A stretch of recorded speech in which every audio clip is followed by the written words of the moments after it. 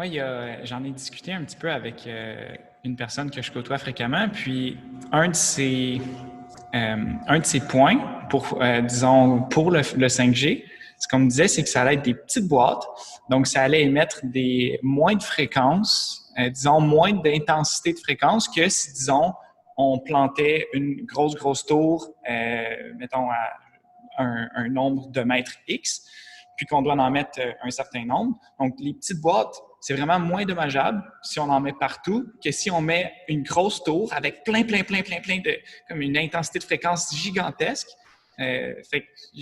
Ensuite de ça, on dirait que ça fait pas de sens dans ma tête, mais j'ai pas nécessairement les arguments des scientifiques pour dire, ouais, mais même si, disons, sur papier, ça fait moins peur, peut-être les petites boîtes qu'une grosse tour, mais il faut peut-être se méfier justement de ces technologies-là qui sont juste acceptées les yeux fermés finalement.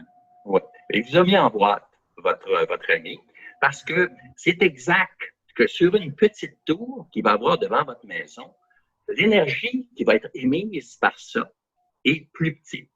Mais l'énergie est beaucoup plus focalisée. En d'autres termes, les anciennes tours de cellulaire, vous savez, la configuration, c'est souvent 3 antennes ensemble. C'est parce que ces antennes-là émettent dans un tiers de l'horizon.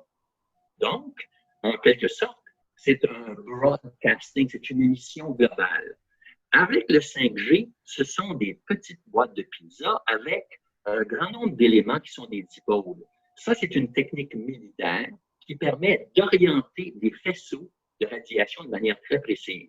Ça va permettre à l'environnement d'accommoder plus d'informations que si on avait de l'irradiation générale. Parce que dans l'irradiation générale, tous les signaux s'en mêlent.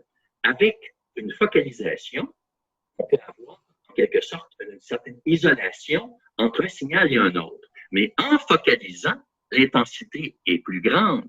Et si plutôt que d'avoir des milliers de tours, vous en avez des millions, la quantité d'énergie qui va être effectivement utilisée par ce système-là va être plus grande et finalement, elle va contribuer à l'échauffement de la planète à un taux d'à peu près 5 ultimement.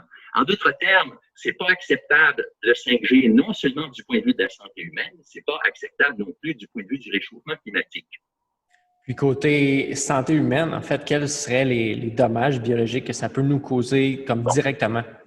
Bon, vous savez que je dirais qu'à cause de l'action des gouvernements et des industries qui ont maintenu des standards extrêmement élevés, il n'y a eu pratiquement aucune attention de donner aux problèmes de connexion entre ces ondes-là et une variété de maladies.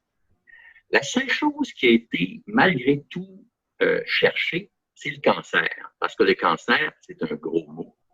C'est quelque chose qu'on sait qui peut être létal. Donc, il y a eu quand même des études sur le cancer en quantité.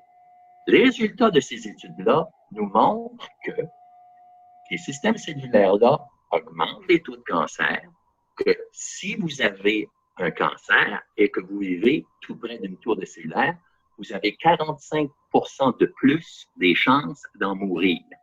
Donc, sur une variable, parce que c'était un peu inévitable que la communauté scientifique se penche sur un sujet comme ça, et à cause du fait qu'on met ces téléphones cellulaires contre notre tête et que ça augmente le glioblastome, qui est un cancer effectivement létal, on sait que c'est un agent qui cause le cancer. Cet agent-là cause une variété d'autres choses. Mais l'environnement, c'est une chose très compliquée. Et mes propres travaux confirment, tout comme les travaux de 250 autres scientifiques qui ont écrit une lettre à l'Union européenne et aux Nations unies, qu'on ne devrait pas déployer la 5G. Et la raison pour laquelle c'est comme ça, c'est que les ondes électromagnétiques produisent ce qu'on appelle des radicaux libres.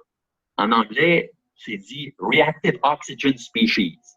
Et en fait, les ondes électromagnétiques sont un agent qui est pire que l'oxygène pour créer des radicaux libres. Donc, toutes les maladies qui sont reliées physiologiquement à la présence de radicaux libres, ce qui est un grand nombre de maladies chroniques, peuvent être empirées par ces radiations-là.